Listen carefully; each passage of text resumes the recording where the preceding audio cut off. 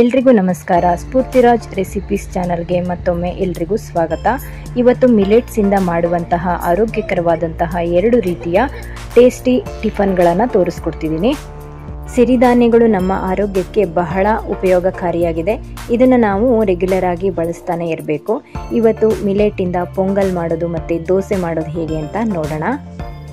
ನೀವು ಎಲ್ಲರೂ ಈ ರೆಸಿಪಿನ ಟ್ರೈ ಮಾಡಿ ಹೇಗಿತ್ತು ಅಂತ ಕಮೆಂಟ್ ಮಾಡಿ ತಿಳಿಸಿ. ಹಾಗೆ ನಮ್ಮ ಚಾನಲ್ನ ಸಬ್ಸ್ಕ್ರೈಬ್ ಮಾಡಿಕೊಡಿ. ನೆಕ್ಸ್ಟ್ ನಾನು ಹಾಕುವಂಥ ಎಲ್ಲ ವೀಡಿಯೋಸ್ಗಳ ನೋಟಿಫಿಕೇಷನ್ ನಿಮಗೆ ಬರುತ್ತೆ. ಸಿರಿಧಾನ್ಯಗಳು ಈ ಥರ ಇರುತ್ತೆ ನೋಡೋಕ್ಕೆ, ರಾಗಿ ಕಾಳು ಥರ ಚಿಕ್ಕ ಚಿಕ್ಕದಾಗಿ. ನವಣೆಯಿಂದ ಪೊಂಗಲ್ ಮಾಡೋದು ಹೇಗೆ ಅಂತ ತೋರಿಸ್ತಿದ್ದೀನಿ.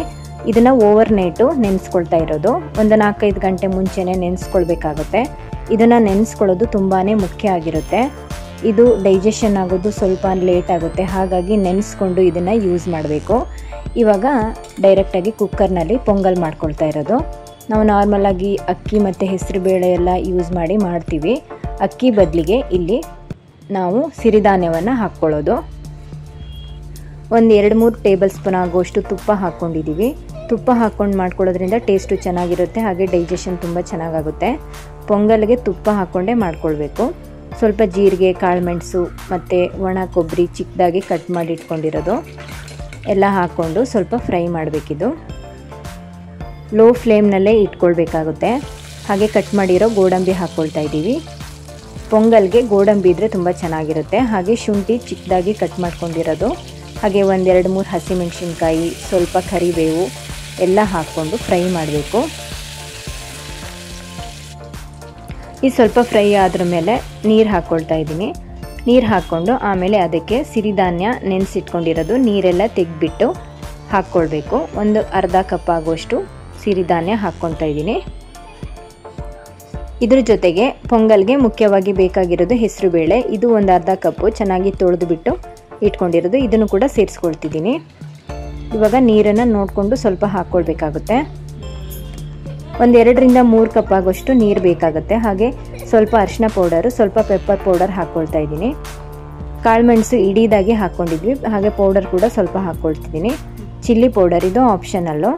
ಹಾಗೆ ರುಚಿಗೆ ಎಷ್ಟು ಬೇಕೋ ಅಷ್ಟು ಉಪ್ಪು ಹಾಕ್ಕೊಂಡು ಸ್ವಲ್ಪ ತೆಂಗಿನಕಾಯಿ ತುರಿನೂ ಆ್ಯಡ್ ಮಾಡ್ಕೊಳ್ತಾ ಇದ್ದೀನಿ.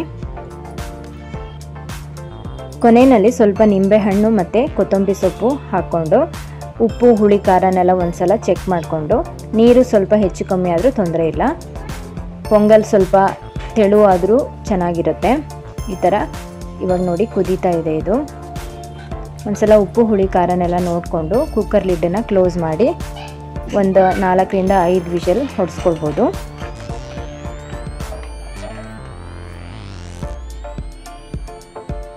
ನಾಲ್ಕರಿಂದ 5 ವಿಷಲ್ ಹೊಡೆಸ್ಕೊಂಡಾದ್ರ ಮೇಲೆ ಈ ಥರ ಆಗಿದೆ ನೋಡಿ. ಇದು ಬೇಯಕ್ಕೆ ಸ್ವಲ್ಪ ಟೈಮ್ ಬೇಕಾಗುತ್ತೆ, ಹಾಗಾಗಿ ಒಂದು 4-5 ವಿಷಲ್ ಬೇಕಾಗುತ್ತೆ. ತೆಳು ಬೇಕಂದ್ರೆ ಸ್ವಲ್ಪ ತೆಳು ಮಾಡ್ಕೊಳ್ಬೋದು. ನೀರು ಹಾಕಿ ಸ್ವಲ್ಪ ಕುದಿಸ್ಕೊಳ್ಬೇಕಾಗುತ್ತೆ. ಇದಕ್ಕೆ ಬಿಸಿ ಬಿಸಿ ಇರುವಾಗಲೇ ತುಪ್ಪ ಹಾಕ್ಕೊಂಡು ತಿಂತಾಯಿದ್ರೆ ತುಂಬ ಚೆನ್ನಾಗಿರುತ್ತೆ. ಹಾಗೆ ತುಂಬ ಹೆಲ್ದಿ ಇದು. ತುಂಬ ತಿನ್ನೋಕ್ಕಾಗೋದಿಲ್ಲ ಸಿರಿಧಾನ್ಯಗಳು. ಲೈಟಾಗಿ ನಾವು ಇದನ್ನು ತಿಂದರೆ ಆರೋಗ್ಯಕರವಾಗಿರ್ಬೋದು. ಬೆಳಗ್ಗೆ ತಿಂಡಿಗೆ ಅಥವಾ ರಾತ್ರಿ ಊಟಕ್ಕೆ ಲೈಟಾಗಿ ಏನಾದರೂ ಬೇಕಾದರೆ ಈ ಥರ ಮಿಲೆಟ್ಟಿಂದ ಪೊಂಗಲ್ ಮಾಡ್ಕೊಳ್ಬೋದು. ತುಂಬ ಚೆನ್ನಾಗಿರುತ್ತೆ. ನಾವು ಅಕ್ಕಿ ಪೊಂಗಲೆಲ್ಲ ಮಾಡ್ಕೊಳ್ತೀವಲ್ಲ, ಅದೇ ಥರ ಹೆಸರುಬೇಳೆ ಹಾಕಿರೋದ್ರಿಂದ ಇದನ್ನು ಟೇಸ್ಟಿಯಾಗಿರುತ್ತೆ. ಒಂದ್ಸಲ ಟ್ರೈ ಮಾಡಿ. ಇವಾಗ ಸಿರಿಧಾನ್ಯದಿಂದ ದೋಸೆ ಮಾಡೋದು ಹೇಗೆ ಅಂತ ನೋಡೋಣ. ಇದು ಸಾಮೆ ಅಂತ ಸಿರಿಧಾನ್ಯ.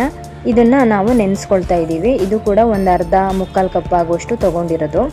ನೋಡ್ತಾ ಇರ್ಬೋದು ಈ ಥರ ಇರುತ್ತೆ. ಇದನ್ನು ನೆನೆಸ್ಕೊಂಡು ಆಮೇಲೆ ನಾವು ಇದನ್ನು ರುಬ್ಕೊಳ್ಬೇಕಾಗುತ್ತೆ.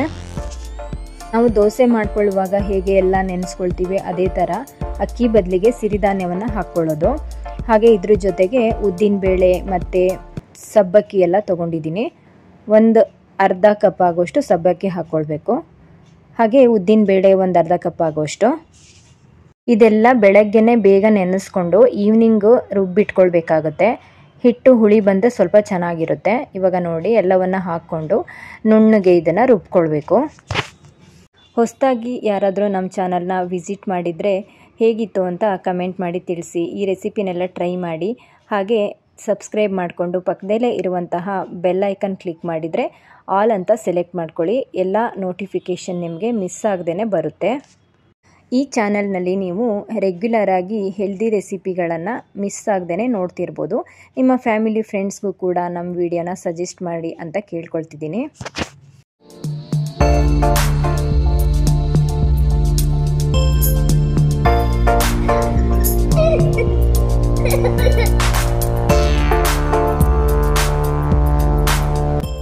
ಈಗ ಹಿಟ್ಟೆಲ್ಲ ರುಬ್ಕೊಂಡಾಗಿದೆ. ಅರ್ಧ ಕಪ್ ಆಗುವಷ್ಟು ಅಕ್ಕಿ ಹಿಟ್ಟನ್ನು ಸೇರಿಸ್ಕೊಳ್ತಿದ್ದೀನಿ. ಹಾಗೆ ರುಚಿಗೆ ಎಷ್ಟು ಬೇಕೋ ಅಷ್ಟು ಉಪ್ಪು ಹಾಕ್ಕೊಂಡು ಚೆನ್ನಾಗಿ ಇದನ್ನು ಮಿಕ್ಸ್ ಮಾಡ್ಕೊಳ್ಬೇಕು.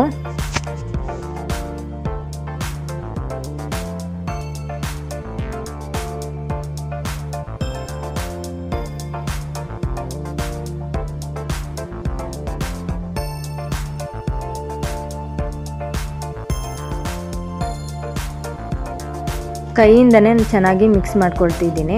ಕೈಯಿಂದ ಮಿಕ್ಸ್ ಮಾಡಿದ್ರೆ ಸ್ವಲ್ಪ ಹುಳಿ ಬೇಗ ಬರುತ್ತೆ.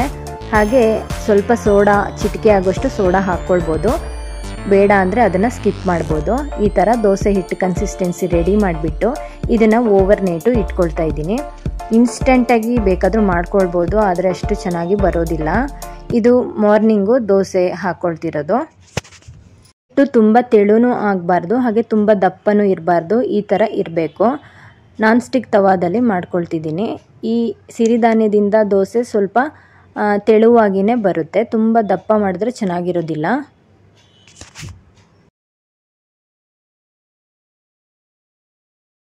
ಮೇಲ್ಗಡೆ ಸ್ವಲ್ಪ ತುಪ್ಪ ಹಾಕ್ಕೊಳ್ತಿದ್ದೀನಿ.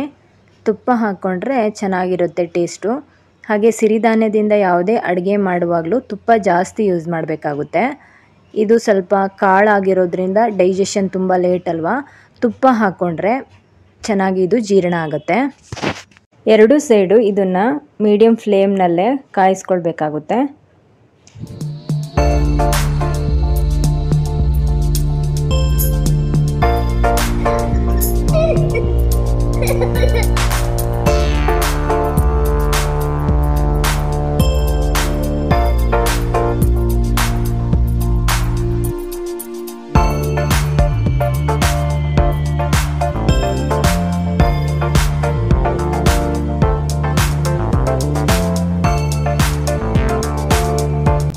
ಮಿಲೆಟ್ ದೋಸೆ ರೆಡಿಯಾಗಿದೆ. ಚೆನ್ನಾಗಿರುತ್ತೆ, ಇದು ಟೇಸ್ಟ್ ಆಗಿರುತ್ತೆ. ನೀವು ಒಂದ್ಸಲ ಟ್ರೈ ಮಾಡಿ ನೋಡಿ. ಹಾಗೆ ಇದಕ್ಕೆ ಕಾಂಬಿನೇಷನ್ ಆಗಿ ಟೊಮೆಟೊ ಅಥವಾ ಈರುಳ್ಳಿ ಚಟ್ನಿ ಮಾಡಿಕೊಂಡ್ರೆ ತುಂಬ ಚೆನ್ನಾಗಿರುತ್ತೆ. ಯಾವಾಗಲೂ ಒಂದೇ ಥರ ದೋಸೆನ ನಾವು ಟ್ರೈ ಮಾಡಿರ್ತೀವಿ. ಈ ಥರ ಮಿಲೆಟಿಂದನೂ ದೋಸೆ ಮಾಡ್ಬೋದು.